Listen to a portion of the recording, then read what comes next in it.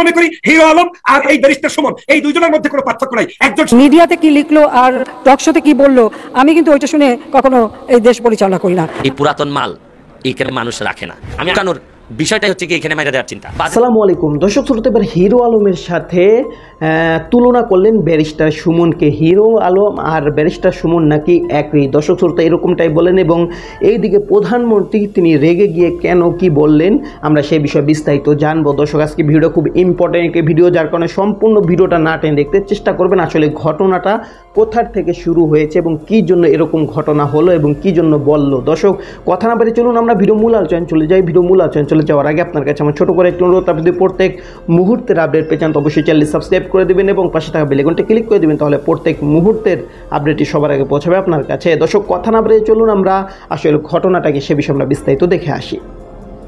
এই পুরাতন মাল এইখানে মানুষ রাখে না। আমি আগে যখন ব্যারিস্টার ছিলাম তখন এত সুন্দর সাংবাদিকরা ইন্টারভিউ নিত না। লুকানোর বিষয়টাই হচ্ছে কি এখানে মাইরা দেওয়ার চিন্তা। বাজেট তো আমার বাপের টাকা না, এটা এখান থেকে করলে কেউ তারা আটকাইতে পারবে না। পরিষ্কার জায়গায় মলম দিলে জ্বলবে না, জলে হচ্ছে গিয়ে কাটা সেরাতে। আপনার কথা খুব সাবলীল, মানুষ আপনাকে খুব পছন্দ করে আর দেখতেও আপনাকে খুব সুখী মনে হয়। আপনি কি আসলে সুখী? না, আমার ঘুমটা ঠিক মতো হয়। আর হচ্ছে গিয়ে ধরেন সুখ নষ্ট করে হচ্ছে গিয়ে আপনার লোভ আর ভয়, এই দুইটা আমার মধ্যে খুবই কম। এই জন্য হচ্ছে গিয়ে যতটুকু কম ততটুকু আমি বেশি সুখী। প্রকাশ্যে বরাদ্দের অর্থের পরিমাণটা বলে দিচ্ছেন, এর কারণটা কি আসলে? জানার অধিকার তো আছে, তো জানার অধিকার যদি আপনি মানেন, স্বীকার করেন, তাহলে আপনি কি পান না পান এটা তো বলার দায়িত্ব আপনার আছে। তা আমি এমপি হিসাবে আমাকে এত ভোট দিয়ে মানুষ আনছে, আর সোশ্যাল মিডিয়াতে আমি আগে যেসব কথা বলে আসছি এটার ফলই তো পাইছি হচ্ছে কি এমপি নির্বাচনে। সুতরাং আমার কাজকর্ম তো ডিফারেন্ট হবে। 1, 2, 3 ঢাকায় জমি জিতে নিন 100% ক্যাশব্যাক সহ 20 কোটি টাকার পুরস্কার। আর আরেকটা বিষয় হচ্ছে গিয়ে বাজেট যদি আমি নিজে কাটসাট করার ইচ্ছা না থাকে তাহলে আপনার টাকা আপনার আমি হিসাব দিব না বললে অসুবিধা কি? আপনি এই ট্যাবুগুলো তো ভাঙতে হবে। কারণ কোনো জিনিস লুকানোর বিষয়টাই হচ্ছে গিয়ে এখানে মাইরা দেওয়ার চিন্তা। আমি এটা পার্সোনালি বিশ্বাস করি। আমার বাজেট তো আমার বাপের টাকা না, এটা আমি এমপি হিসাবে কি এটা আমার টাকা বা আমার বাপ কি উত্তরাধিকার হিসেবে রেখে গেছে? তাও তো না। আমি তো চাই আমার বাপ যেটা রেখে দিয়েছে এইটাও মানুষ জানুক। আর এটা তো রাষ্ট্রের টাকা, রাষ্ট্রের প্রতিটা পেনি, প্রতিটা আমি পয়সা আমার কাছে হিসাব দেওয়া লাগবে। এটাই আমার দেখেন বাংলাদেশটা কত নিচে নেমে গেছে যে রাষ্ট্রের টাকা আমি একটু হিসাব দিছি যে এইটা আমি পাইছি, এই জন্যই মানুষ কত প্রশংসা করতেছে। অথচ এটা তো আমার স্বাভাবিক দায়িত্ব। আমি তো প্রশংসা করার জন্য তো 16 তলা উপর থেকে যদি লাভ দিতাম তাহলে কথা ছিল যে দেশের জন্য আমি লাভ দিছি। লাভ তো দেই নাই, শুধু আমি কয় টাকা আসে এটা বলছি। তাতেই আপনারা মাইক টেক নিয়ে আসছেন যে এর মানে হচ্ছে কেউ না বলার কারণে এটার ডিমান্ড এত বেড়ে গেছে। আমি তো নর্মালি একটা মানুষ, জন্মগতভাবে একটা মানুষ, সে আশা করে বা অন্যরা আশা করে সে সৎ হবে। কিন্তু আমাদের অসৎ লোকের সংখ্যা এত বেশি, কোনো একজন সৎ হইলে আমরা 15 টাকা রিক্সা ভাড়া দিয়ে দেখতে যাই যে ভাই এলাকায় একটা সৎ লোক পাওয়া গেছে। এই জন্যই আর কি বিষয়টা। এই যে আপনি আপনার সরলতা সাইড থেকে আসলে এই কথাগুলো বলছেন, কিন্তু আপনার কাছে কখনো কি মনে হয় না যে আপনার এই স্বচ্ছতা মানুষের অস্বস্তির কারণ হয়ে গেল? মানুষ না, অমানুষের। এখন অমানুষের ধরেন আপনি যদি একটা মলম দেন, একদম ক্লিন পরিষ্কার জায়গায় মলম দিলে জ্বলবে না, জলে হচ্ছে গিয়ে কাটা সেরাতে। তো যাদের কাটা আছে তাদের তো জ্বলবে। আর আমার কাজ মলম হিসাবে থাকা, যতদিন এক্সপায়ারি ডেট না হয় ততদিন পর্যন্ত এই মলম আমি দিব। আর যখন এক্সপায়ারি ডেট শেষ হয়ে যাবে তখন শেষ, আর একটা নতুন মলম হয়তো জন্ম নেবে। 1, 2, 3 ঢাকায় জমি জিতে নিন 100% ক্যাশব্যাক সহ 20 কোটি টাকার পুরস্কার। তো এতে কি আপনার কাছে কি মনে হয় আপনার সংসদ সদস্য যারা আর বাকিরা রয়েছেন তারা তো প্রকাশ করছেন না, তাদের কি কোনো না কোনো ভাবে চক্ষুশূল হয়ে যাচ্ছেন না? আস্তে আস্তে সবাই সবই করবেন। বাজারে যখন নতুন 100 টাকার নোট আসে তখন পুরাতন নোটগুলো এমনিতেই মানুষ মানিব্যাগ থেকে সরাই দেয়। এটা কাউরে আবার এই স্ট্যান্ডিং অর্ডার দেওয়া লাগে না যে ভাই সরান সরান।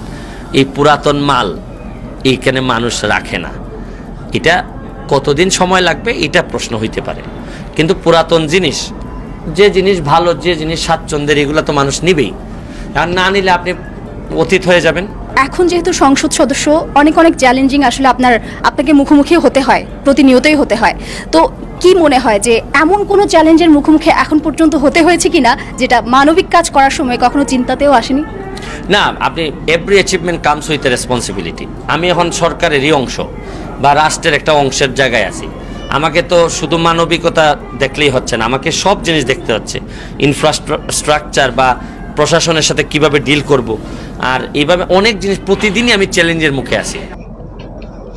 তো দর্শক, আপনারা এই ভিডিওটি দেখলেন। ভিডিওটি দেখে যদি আপনার কোনো মন্তব্য থাকে তাহলে অবশ্যই কমেন্ট বক্সে আপনার মূল্যবান মন্তব্য জানিয়ে দেবেন। দর্শক, এখন আমরা পরবর্তী আরেকটি ভিডিও দেখব, যেটা দ্বারা আমরা আরও কিছু তথ্য আমরা জানতে পারবো। দর্শক, চলুন আমরা সেই ভিডিও বিস্তারিত দেখে আসি।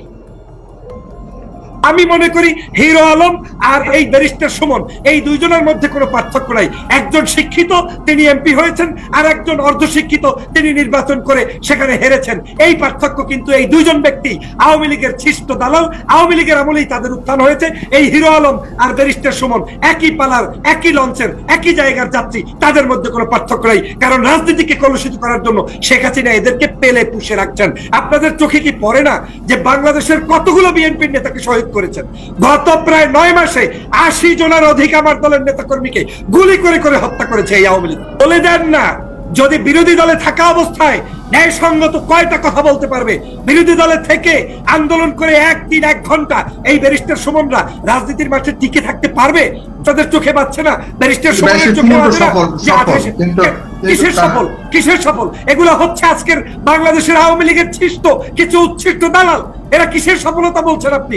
দেশনেত্রী বেগম খালেদা জিয়া রাজপথে আন্দোলন করেছে, তারেক রহমান আন্দোলন করেছে, তারা নেতৃত্ব দিচ্ছে, শহীদ রাষ্ট্রপতি জিয়া রহমান স্বাধীনতার ঘোষণা দিয়েছে। সেই ব্যক্তিরা তারা বাংলাদেশের নেতৃত্ব দিতে পারছে না, তারা নেতৃত্বে ব্যর্থ হচ্ছে, আর সুমন সাকসেস হচ্ছে। আজকে জামাত ইসলামের আমির একজন সজ্জন ব্যক্তি, তাকে জেলের মধ্যে থাকতে হয়েছে, গত কয়েক মাস আগে মাত্র মুক্তি পেয়েছে। আজকে দেশনেত্রী বেগম খালেদা জিয়া জেলের মধ্যে, আলেম ওলামা জেলের মধ্যে, সব বিরোধী দল জেলের মধ্যে, শুধু জেলের বাইরে এই কয়েকজন চুটিপাটি কথা বলছে। আর সেটাই বোধের চোখে কি কোনো আজকের ছাতা পড়েছে? এরা আজকের বিভিন্ন জায়গায় যখন লাইভ করে, টকশো করে, এটা তো সরকারি প্রোটেকশনে আপনি করছেন।